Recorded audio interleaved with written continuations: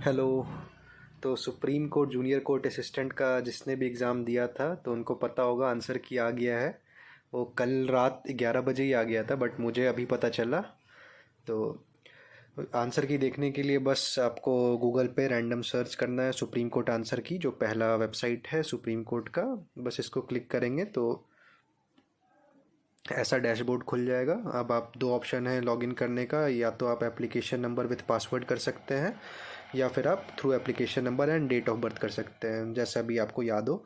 फिर उसके बाद ये आपका डैशबोर्ड खुल जाएगा लॉगिन के बाद। तो इसमें दो ऑप्शन आएगा, आप view question paper junior court assistant का आप कर सकते हैं या फिर click to view challenge answer key कर सकते हैं।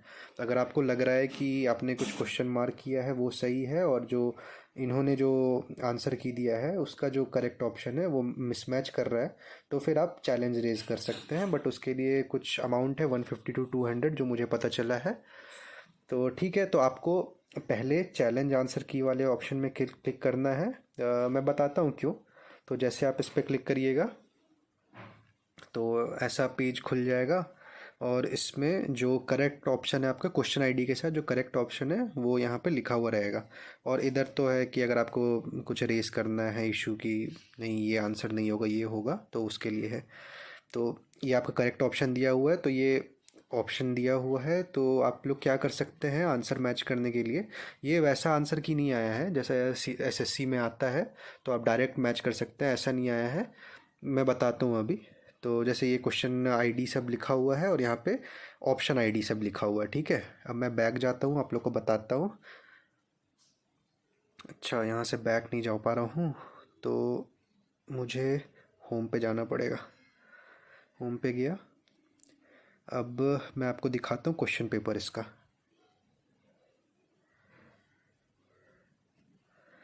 तो लोड होने में टाइम लग रहा है। अच्छा, आ गया। तो देखिए इसका क्वेश्चन पेपर कुछ इस टाइप से दिया हुआ है, जैसे क्वेश्चन नंबरिंग 1 से स्टार्ट होना चाहिए, 1 से नहीं स्टार्ट होकर 2 से स्टार्ट है। अब ये पूरा क्वेश्चन दिया हुआ है, इंग्लिश का है ये, और वो पूरा पैराग्राफ दिया हुआ ये क्वेश्चन है, और आपने जो आंसर मार्क किया है वो यहाँ पे लिखा हुआ है। फिर आंसर गिवन ऑप्शन 4, फिर ऑप्शन आईडी, और फिर इसके बाद 2 के बाद सीधा क्वेश्चन नंबर 4 पे हम लोग आ गए। तो थोड़ा मतलब आंसर की और मतलब आपने जो आंसर टिक किया है वो मैच करना थोड़ा कॉम्प्लिकेटेड हो जाता है। तो मैंने क्या किया, मैंने जो आपको इसके पहले जो पेज दिखाया था जिसमें जो करेक्ट आंसर की जो था, तो उसको मैंने इस तरीके से अपने कॉपी में नोट डाउन कर लिया। इधर साइड ये क्वेश्चन नंबर है और उसका जो करेक्ट आंसर है, 1 का 2 सही आंसर होगा, 2 का 8 सही आंसर होगा, ये आंसर आईडी है, ये सही है, ठीक है। ये मैंने पहले एक कॉपी में पूरा लिख लिया 125 क्वेश्चन तक। और उसके बाद मैंने यहाँ से एक एक करके जो भी मैंने टिक किया था, जैसे मैं दिखाता हूँ, जैसे क्वेश्चन आईडी 2 का मैंने आंसर क्लिक किया है, जो ऑप्शन आईडी 8 है ये मैंने आंसर टिक किया। तो मैं यहाँ पर गया, 2 का 8 मैंने देखा कि हाँ ये मेरा मैच कर रहा है, तो मैंने यहाँ पे टिक कर दिया कि ये मेरा करेक्ट है। फिर उसी तरीके से मैंने सारा एक एक करके कर दिया। तो ऐसा नहीं है कि आपको 1 से स्टार्ट होगा फिर आप सारा वो लिखते जाओगे, हाँ मेरा पहला सही है दूसरा सही है, वो इस पे डिपेंड करता है कि आपका कौन सा क्वेश्चन पहले आ रहा है। तो पहले नंबर 2 से स्टार्ट हुआ तो ये हुआ, इसके बाद फिर नंबर 4 क्वेश्चन आ रहा है तो ये ऐसे टिक होगा। फिर कभी आप क्वेश्चन नंबर 5 पे चले जाएंगे तो ये मेरा गलत हो गया तो मैंने गलत कर दिया। इस तरीके से मैंने किया है। तो आप लोग इससे भी जो मैंने ये पेज पे लिखा है इसको भी अपने कॉपी में नोट डाउन कर सकते हो। अगर आपको परेशानी आ रहा है आंसर की मैच करने में तो आप सेम टू सेम इसको आप अपने कॉपी में लिख लीजिए और फिर अपने आंसर की से मैच कर लीजिए कि आपका कौन सा सही है कौन सा गलत है। और ये जो सर्कल का मतलब ये मैंने अटैम्प्ट नहीं किया। तो मेरे जो ओवरऑल अटैम्प्ट्स थे वो 118 थे आउट ऑफ 125। और ये मेरा सेक्शनल समरी है।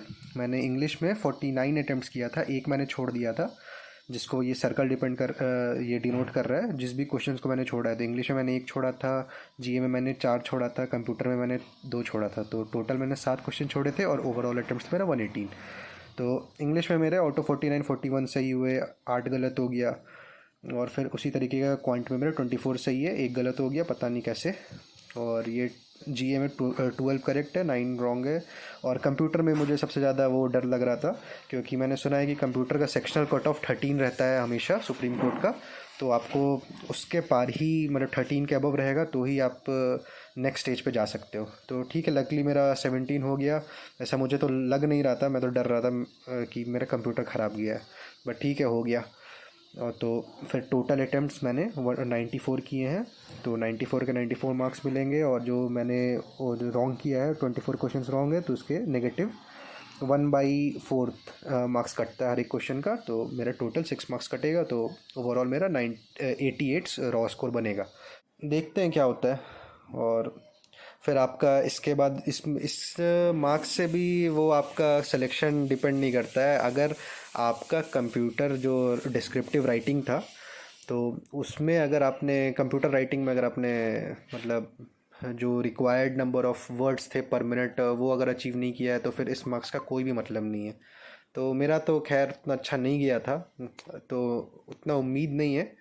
बट ठीक है, देखते हैं जब फाइनल रिज़ल्ट आएगा क्या होता है।